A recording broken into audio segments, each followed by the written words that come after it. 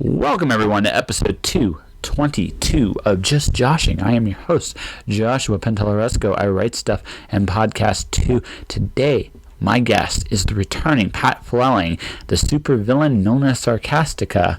Well, that's my nickname for her anyway. Truth of the matter is, Pat is as gifted as they come. First-class storyteller. Her Blight of Exiles series with Helix, with Taiki, is phenomenal. And she's just an amazing storyteller and probably, in all honesty, incredibly underrated. If you haven't read a book of hers, you really should.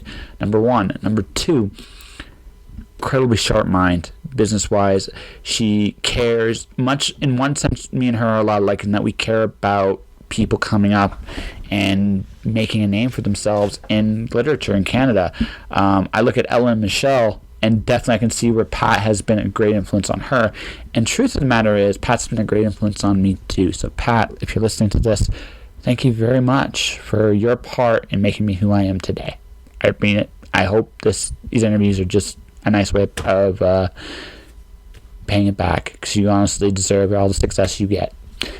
That all said, speaking of success, I can announce my first sponsor. For sure, guaranteed, done in the bag.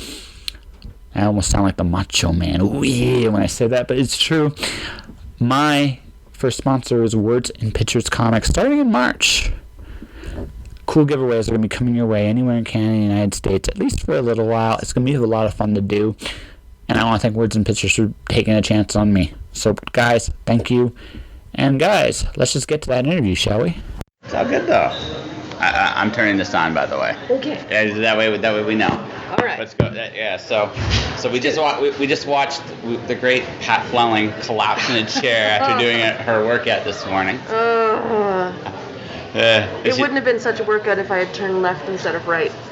Literally a turn left at Albuquerque kind of deal. Kind of. Yeah. It was all the digging underground. It's great upper body workout.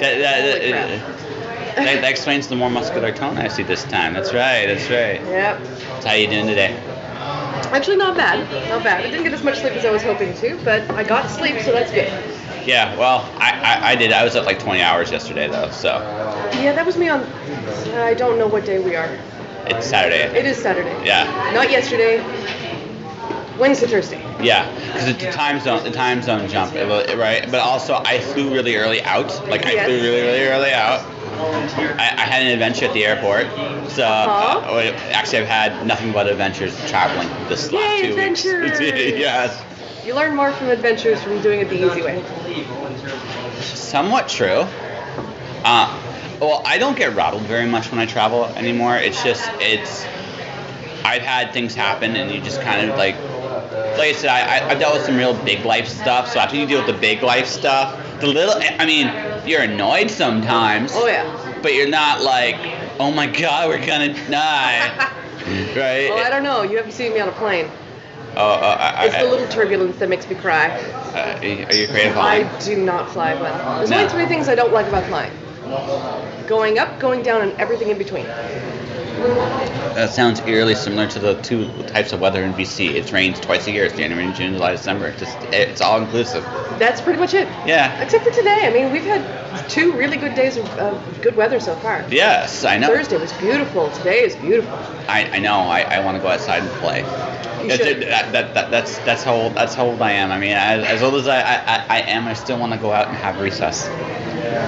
I don't see why that's a bad thing. No, I don't. If more people had recess at work, you get more done. Yeah, actually, when you get right down to it, I remember back when I was a kid, we had this motivational speaker, and they always do these in high schools, and most of the time you don't remember a damn thing about those things. I don't. Yes, but this one I remember because he goes, you know what we miss as an adult? Recess. We hate you guys because we miss freaking recess. Well, the thing is, we are well within our rights to reinvent recess. We just call it smoke breaks now. But instead of playing like we should be, we're just outside fuming. Yeah, well, smoke breaks. I've always found smoking bizarre, and not because I get why people do it. Right, I do get why people do it, but in high school it was weird to me because they would just sit there and fume instead of doing anything worthwhile. But also they tended to owe people money, cigarettes, or of other various form. It's a bizarre thing about that culture, right? My granddad used to smoke back when he was in the Air Force. Yeah. Way back in World War II. And by the time he came back, he had stopped smoking. The whole reason was, even though you have cigarettes in your rations, he could not ever keep them because he was constantly giving them out to other people. Yeah. And to buy more was too expensive. So he just decided to stop smoking altogether. It was worth it. No, just financially speaking, even today, I know with marijuana becoming a legal thing, it's going to be the same kind of thing, right? It's still going to smell bad. I'm sorry. Oh yeah, yeah. The smokables they smell bad. Smell it's funky. I didn't really notice like here, like I'm from Ontario, where I was in Ontario and London. I mean, don't get me wrong, it's not like the drugs weren't there, but it wasn't as flagrant as it was out here. Fragrant? Fragrant. Yeah. I'm joking, I guess. Yeah. Sarcastica is coming up. Yeah, Sarcastica. Well, it's good because you got a big day ahead of you. Sarcastica needs to come out and play sometimes a little bit. Sometimes, yeah. Sometimes. Yes. At the appropriate moment. I somehow feel sometimes it's hard for you. Sometimes Sarcastica doesn't understand what is the appropriate moment. Yeah. Yes. It's all good though. It's all good. Mostly, yes. So. No, you should really get out there today if you can. Just go for a walk. Yeah, that's what I'm gonna do when the banquet goes on. That I'm not gonna criticize this event for it. It just seems odd to me, like how with the way the banquet kind of how it's built, and it's like I'm a finalist, but you still have to pay for this, and I'm like. I mean, yeah. It's kind of odd. I just was like, but I'm gonna take the opportunity at that point. You might as well. I mean, this is your first nomination, is it? Yeah, it's my first major one. So yeah. You can't pass this up. It's history, man. Yeah, I know. And congratulations, by the way. Yeah, thank you. I was shocked, like legitimately surprised. Have you been nominated? No. I've been I have been nominated, sort of, but not shortlisted. Okay. Actually, it was Tanya Huff who nominated me. I'm not so good. I really enjoyed Blight and Exile, like the first book. It was a lot of fun. She just perked up, ladies, and it's Yes. I know it's kind of a slow start, but once you get into it, you're into it. Yeah. No, I really, and you're also gonna be like it's funny. So when they asked me to submit a interview, I actually submitted yours. Yay! Yeah, because I enjoy, because I thought we actually encapsulated a good range of being silly, which tends much my podcast does tend to do. Us silly? Never. Yeah. But we also talked about some really serious stuff too. Oh, yeah. So it was kind of like it was a really cool balance, and like I said, it's been a lot of fun. So honestly, I actually probably should say this upright. You've kind of enriched my life a little bit. So thank you very, very much. Now she's really glowing. Oh, yeah. I knew him when. Yes. Well, I would just say, I honestly, I just thought about that right now. It's like, you've been a really good influence on how things have happened in the last year. So thank you very, very much. Hey, you know what? You've taken a lot of initiative anyhow. So don't. I get. Oh yeah, absolutely. But I mean, look. Something. When I went through my wonderful teeth escapades, one of the biggest things I've learned is that no one does it on their own. No one. Nope. And no, even though they might want to try and not, it's the reality of the situation is you need help. And the fact of the matter is, I have been very fortunate with not just you, but other people have just going here and there going, cool.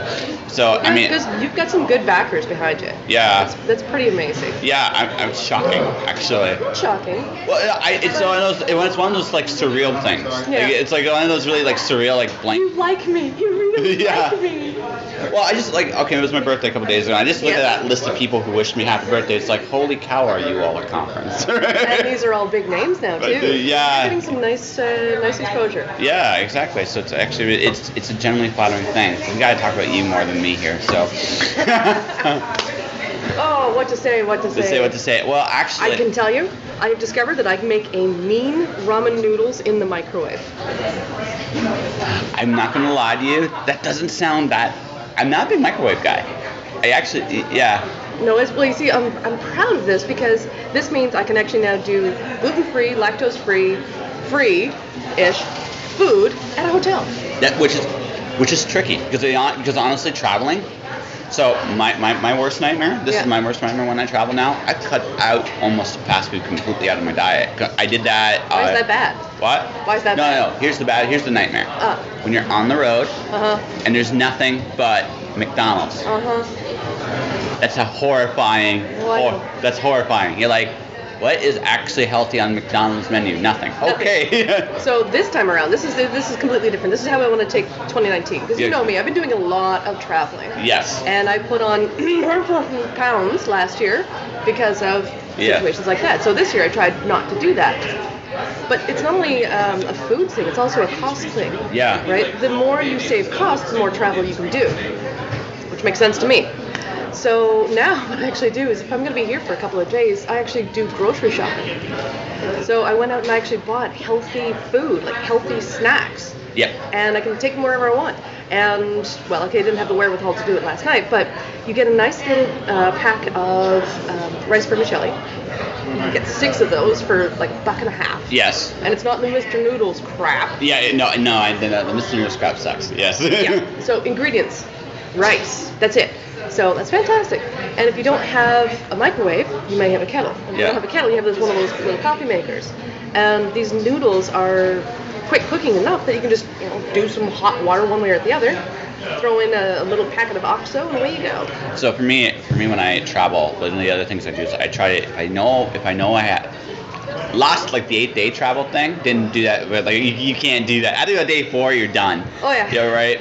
But so like what I try to do is I try to get like dried fruits, like I go to like Chinese markets are godsends. I love them. There are so many around here. I was in heaven walking around. I know. So for me, there's a Chinese market literally from where I live. I can get so the meat I generally eat is lamb. Right, I love $6 lamb. It's fantastic. Oh, I miss lamb. Oh. You can't eat lamb either. Is it? Oh no, I miss it. I just can't afford it where I shop. Yeah. I don't want to pay $15 for those little lamb chops. Ooh, actually, I don't. Actually, I can't really talk. Do you have Chinese markets where you are? Not really. I'm sorry. But that's okay. I travel enough. I should be able to get there. Yeah. So that's what I tend to do. So I get like lamb that way. Also, Superstore has they have a decent sized lamb sausage for about $10, which is like, yeah. And see, I have tantalized her. I'm sorry. Oh, yeah. I'm sorry. See, not only that, but it's 1 o'clock my time. Yes. So I'm already well past lunch, and my stomach is it's telling me that it's well past lunchtime. Yeah, no, so it's just one of those things where it's just like, yeah, so we can talk food, I can watch you just go drool. Oh, that's a great image to show your folks. That's great. Yeah, it's yeah. How did well, I've had you blush, and then I now have drooling, and then now I'm embarrassed about myself. Yeah, that's great. Thank you. I'm sorry, I build people up. I build people up. It's just how they do. It's kind of like a rainbow of horrible right now. That's great. No, I'm kidding. But also the other big thing I should compliment you. You're also one of the savviest, I think, business women I've seen. There's so many people that I'm learning from right now. Yeah. The stuff that I knew 2 years ago was pretty awesome. The stuff that I know now is mind-blowing. I mean, where we're taking the store right now is pretty exciting. I had to break down and say I cannot do this web stuff because you always need somebody else to help you out. Yeah. Right? So I've actually got one of our clients, Agnes. Hi, Agnes. No, I'm waving to her virtually. She's not actually here. Oh, okay. I'm just looking around. It's like, Agnes, where? No, there's so many interesting people here. Yes. So Agnes and Chris are actually working on our website right now, which means if we can, we should be having our web store up and running very, very soon. How soon? The only reason I ask this is because, as you know, I'm pretty far ahead on interviews. I can actually time it in just a certain role. Well, we haven't actually sat down and gone over the steps yet. Yeah. We've actually got a phased approach. We're putting that on our website probably by the end of this weekend because I haven't had a chance to do final revisions on it. But we have it phased out so that we have our landing page, we have our frequently asked questions. We'll be building on our calendar of events, which is pretty much like 3 years overdue. Yep. And then we start bringing in the web store. So even that's a phased approach because some books through regular publishers, like say you're a bigger name like Rob Sawyer. Yeah. Right. You have not only big name publishers, but those publishers have distributors. Yes. And depending on the distribution, I should be able to take your information through our web portal. It sends it to the distributor mails your order to you. It's kind of like what Amazon does, right? Well, when you get to small press, they're not necessarily through the same distributor. So we're going to start with the bigger names first, the bigger publishers first. Once that's in place and all those titles are up, yay, and it's still going to be all Canadian stuff somehow. Once we're done that, then we have to start negotiating with the smaller presses. How do we get stock to the customer? Do we negotiate distribution through them, or do I order stuff in, ship to my place, and then ship it out from there? Yeah. So that's why it's going to take so long for us to do it. I'm hoping, early next year. Yes. I can't lock down a date yet because I haven't talked to them yet, but 2019 is my absolute goal year to have a customer order a book from our website, and that book ends up in their hands. Yes. No. Which you're almost becoming a mini distributor. Yeah. Yeah, that's kind of what we do right now. We just do it the hard way. Yeah. Instead of me distributing directly to the customer, I am distributing to specific locations. Yes. When I can. So I'm digging where we're taking this. Yeah. So you won't need to travel quite so much if you play that. Yes and no, because we still want to be able to use the travel not only to keep advertising what we've been doing, small presses, Canadian authors, that kind of thing, but we also need that time to say, hey, we now have Canada's answer, really tiny answer to Amazon. So we want to get that word out there. Which actually, although honestly, it's born out of a compliment when I say this. When you look at big companies can be slow to respond to sweeping changes. It's the smaller companies that figure out the actual ways to tackle the bigger companies. Exactly. It's the problem. They're the ones that do the problem solving. Like my theory, this is my theory with the big publishers, what they're going to eventually end up doing to compete with Amazon is they're going to actually sell a subscription service because they have a year's advance of books coming out. Mm-hmm. So instead of going, this is where the death of the traditional bookstore is probably going to happen. Because you can't compete with Amazon in terms of distribution. No, there's no we don't have that buying power. No, you don't have it. But what you can do is you can compete with them with speed, and you can do it from the very source, right? Because no matter how quick Amazon is, it won't ever be that fast. True. Yeah. The other side of it is niche. Yeah. Right. One of the things that we do is we narrow your focus. I mean, even with the store that we have right now at Beacon, it's not even our biggest store. No. Our biggest display ever has been at Fan Expo in Toronto, and we had over, I think, 300 titles on display, which is fantastic. But if you're walking through a con, you don't have that much time, and you don't really know where to start. You want to buy all of the books because you've never seen them anywhere else.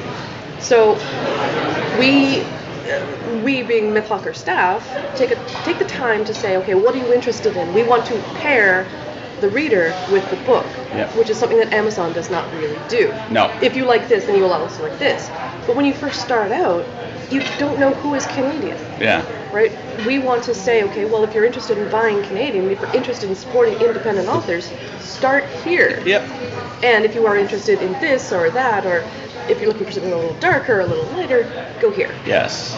Which you do a really good job of. She addicted me to this game. It's really fun. Oh, you still have it? Of course I do. Riches? Yeah, I do. Oh, man. You know what? He could use some backing right now. Yeah. So if you know people, I want to get some movement going. I want to get him back into production. Yeah, no, it can be done. Actually, you should just have him contact me. Sam Fraser, contact Josh, okay? I will get you two hooked together. Yeah, we can just talk, because I've played the game a few times. My friends really enjoyed it. Yeah. Drawing, I had to escape a basement, and I drew a tractor. I'm like, what the hell am I supposed to do with How am I this? supposed to use this tractor to get out of this And I had these blank cards. Mm-hmm. So there was one, it was just so bad because I kept drawing the tractor every single time. It was like, how does this keep happening?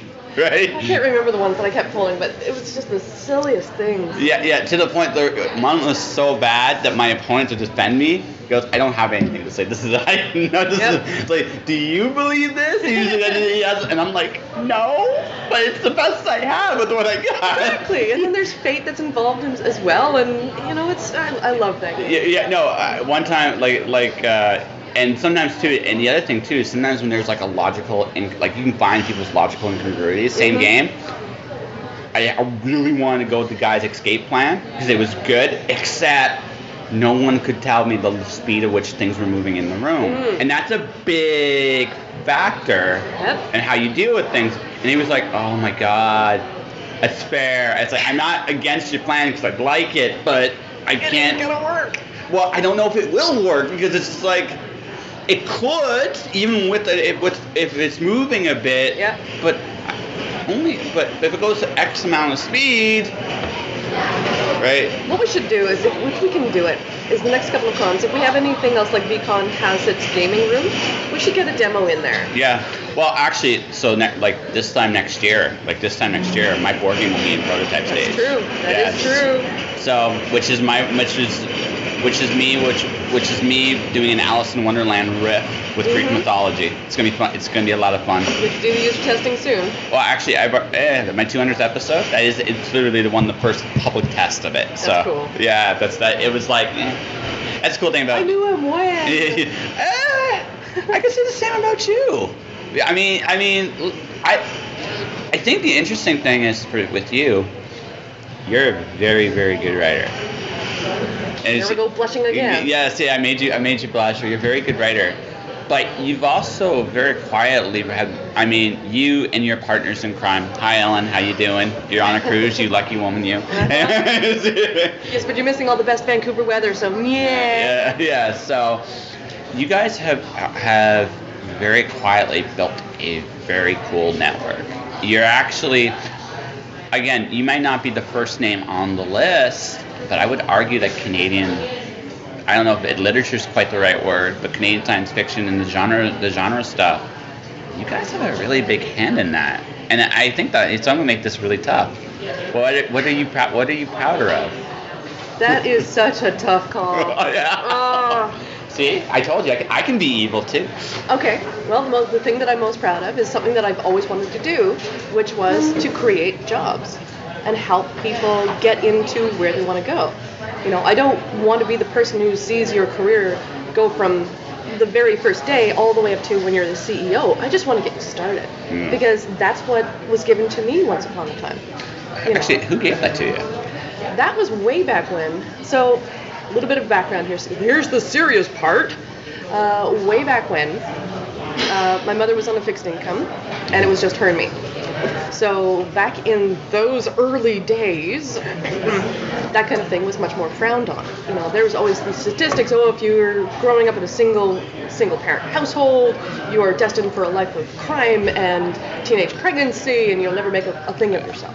Well, you are a supervillain, so half of that was true. Well, this is true, but this is kind of more like the Lex Luthor kind of supervillainy as opposed to like just your average Joe Chill. Yes. So everybody said, well, you're gonna grow up to be just your average teenage mom. You're gonna get hooked on something. You're gonna be an alcoholic, whatever. Your life's gonna be miserable. And I said, no, screw that. So I applied myself to school. I just have a big visual of you giving big giant finger to all that stuff. Yeah, that's pretty much it. Yeah. So I decided early on that I would try to make something of myself. Well, one of my first jobs was out in Montreal, and I was a live-in babysitter for a little while. And that taught me so much about responsibility and about family. And it wasn't so much about what I learned on the job, it was the fact that I let somebody down and they fired me. And that was the moment when I realized that you can be bold and be tough and everything else, but if you don't live up to your commitments, if you don't live up to other people's expectations in a way, if you say you're going to do something and you don't do that, there's consequences for that. Well, absolutely. I've said this on a few podcasts. I have 4 rules. The 4 rules are: show up, Yep.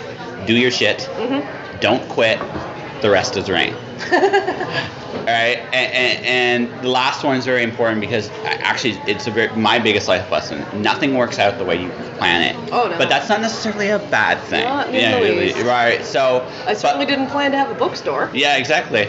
I didn't plan to have a podcast. I planned to go into policing. I planned to write books and be like Robert Jordan, and that was as much as my plan as it was, because I thought that was the coolest thing. Robert Jordan was never the one that I wanted to be. I wanted to have books that started and ended, and that's it. Actually, do you know who I wanted to be author-wise? And although I don't think I'll ever live up to it, Asimov. Because he thoroughly enjoyed the craft, and I actually and also he's even to this day, his writing is some of the most amazing stuff I read. Mine was a little bit more. It's going to sound terrible, but girl-oriented. So a lot of my writing heroes weren't necessarily guys until later, but Josepha Sherman, Julie Schneider, Tanya Huff. Tanya Huff's awesome. Yes. And then later on, Raymond Chandler. So it was almost like a complete 180 there. Actually, you know what? I have not interviewed Tanya, so Tanya, listen, I'm not saying this in a mean way. I can definitely see where, I can actually see a bit of a bridge there. Tanya has a really, she's actually amazing. She has amazing character stuff. I like amazing characters. So does Chandler. It's just not, obviously the genre. The style is completely different, but the mood is different. The mood is different, but seriously, I could totally see Tanya do a gangster story. I could totally see it. It's in her. The gauntlet is thrown. Yes, I could totally see it with her. Number one, but number two, it's you like character stuff, and it kind of shows even in your stuff. Ishmael, I got a real kick out of her. Holly was really interesting. Holly is one of my favorite characters. Yeah, she keeps so much to her chest. Yes. Still waters run really, really deep with her. Yeah, and you can tell you're holding back, and it's like you're lying. No, you're not lying. You're just not being very obvious about it, right? And also, holy crap, and I can't spoil it because it's book one. Well, I do like my twists here and there. Yeah, I have to give you props. When you got to that particular twist, I was like, okay, I didn't see that one coming. I have to admit, I knew there was more to her than met the eye, but not that. Anyway, it's the side characters that actually make the whole story work for me. Yeah. I love my main characters, but it was the side characters, like Ice Pick. You remember him? He was one of my favorite characters. Yeah, he was interesting. Oh man, I'm this is my thing. I'm cursed with being terrible with names. I just cursed and being terrible with names. Penelope, I wanted to kill. I got it. I had the impression that spoilers suck.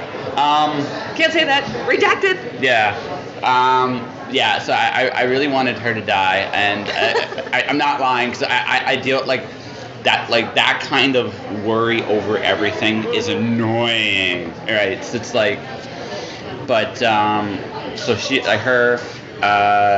Padre, I thought was a really interesting character. It was just you're gonna like what happens in book two. Yeah, Padre I thought was a really interesting twist on that, and so he was actually my favorite because there also was the other thing that kind of threw me off is the initial thing. And I don't think this is a big thing to give away. I thought Ishmael was going to be victimized by the plague the same way the others were, and he wasn't. And that was discovered really early. So if I were to, I could make a few educated guesses there. Mm-hmm. Because the other thing that didn't really get explained that well, or I thought that was a bit of a cop-out, is why he was thrown in there to begin with. Covered in book 2. Yes. Because it gets worse in book 3. Yes. The reason I say that is because it's like, you wouldn't, because considering how he impacts the virus, they would expect that. So why throw him in there to begin with? Spoilers! Yes. And it becomes very, very clear in book 3. Yes. Because super clear. Yeah. She's Can't like. say anything. She's like. You are so torment. Am I right to be that clever to ask that question?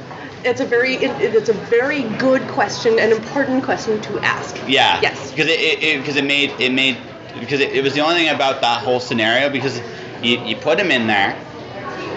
But I never resolved why he was in there. No, you never. Not the first one. No, you didn't. And I was like, you put him in there. I was like, why would you throw him in there? There's only two logical answers I could come up with. He was after something in there initially.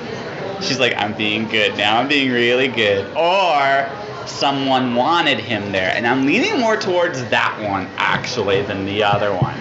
Right, so I can't answer that. I know you can't. But you should see her face. You should see her face. I know you can't answer that, but I just like that's what I had in my head. This is my other super villainess. Yes. Suspensica. Yeah, Suspensica. Yes.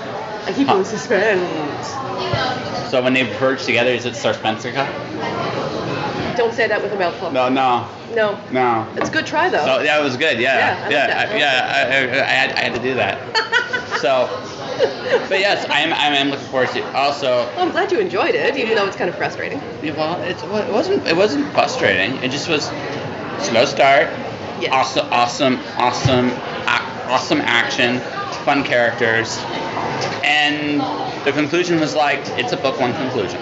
Right? It is. That's it. And that was it. So if I were to give it out of 10, I'd give it a 7. Is that good? Okay. Yeah, is that fair? I don't mind that at all. Yeah. You read it. I mean, that to me is important. Yeah. So I figured 7's about right. It's just like it feels like it. Book 2, I'm kind of curious where you're going to go. I feel it's going to be a lot. I feel it's going to start a little quicker, book 2, because I also feel like I know this is when I write first books. It's finding the comfort zone of your characters, their voices, and who they are. I'm currently working on a story about a race inside a star, and figuring out that voice. Mm-hmm. No matter how crazy I get later, right? It doesn't matter. Like you can take anybody on a ride. The real secret is, can you buy the characters in those situations? And if you can, right? If you can, then it doesn't really matter what you actually write about, right? It actually will work out. It should. Yeah, right? The one big thing that I've learned, and if I could go back in time, I would do this. If you're ever going to write a series, write the whole series first. Right from beginning to end. So if you're writing a trilogy, book 1, book 2, book 3.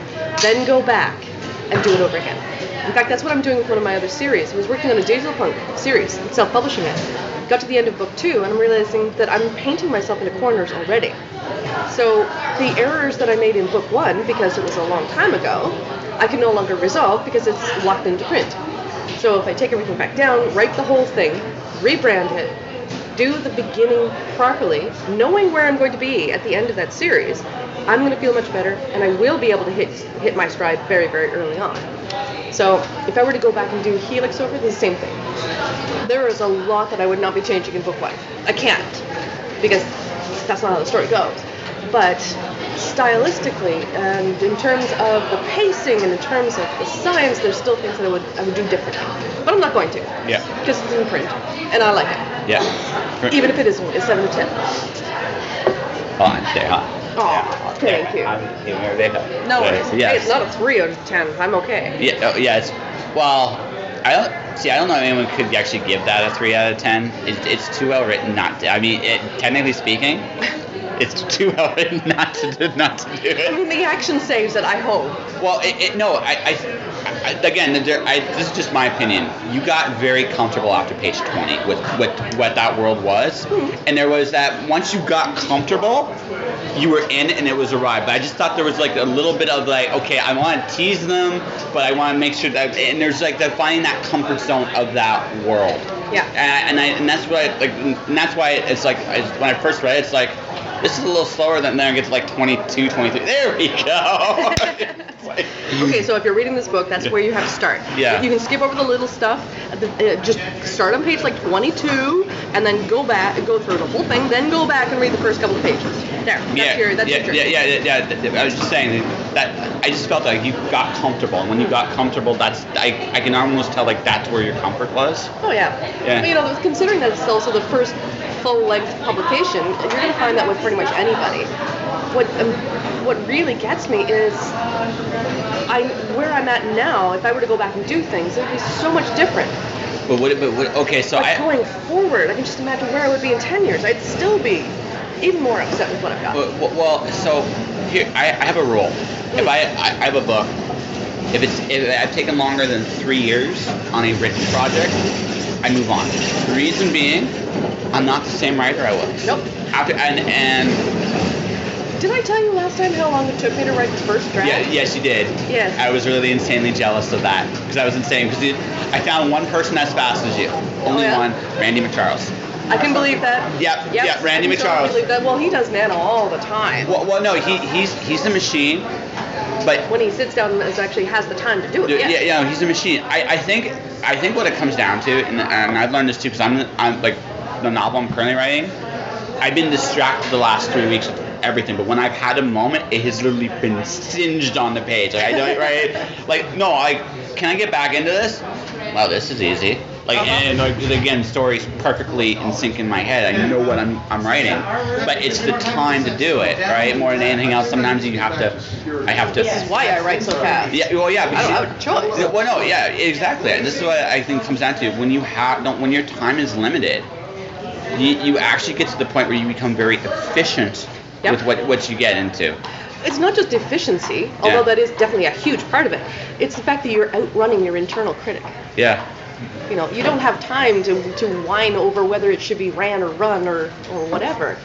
You sit down, you write the story itself, then you go back and you edit it properly. Yeah, well, actually, and that's what I'm doing. Like, I'm not worrying about it at all until I get the other stuff. The only thing I did was I did do the first 2 chapters a little bit because I wanted to send it to beta. This is one of those things where it was like, is the voice right? Because I'm not sure the voice is right. Does it fit the story? Yeah, exactly.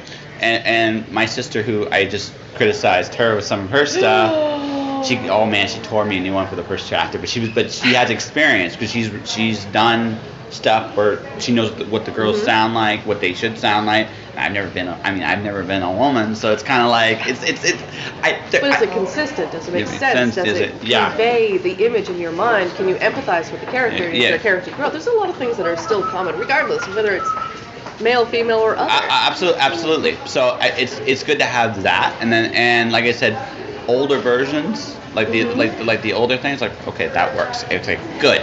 So when I actually when I actually go back and really properly edit, I gotta make writing. You're a young person, right? I'll have a better idea how to do that, and right, and that's good. And I've learned. Betas are so important. Yeah. Getting a good beta is priceless. It's rare and gold. I kind of like my first novel. I wish I had more betas, but again, finding reliable people is honest people who actually take the time and invest in you to actually go through the rusty, crunky bits.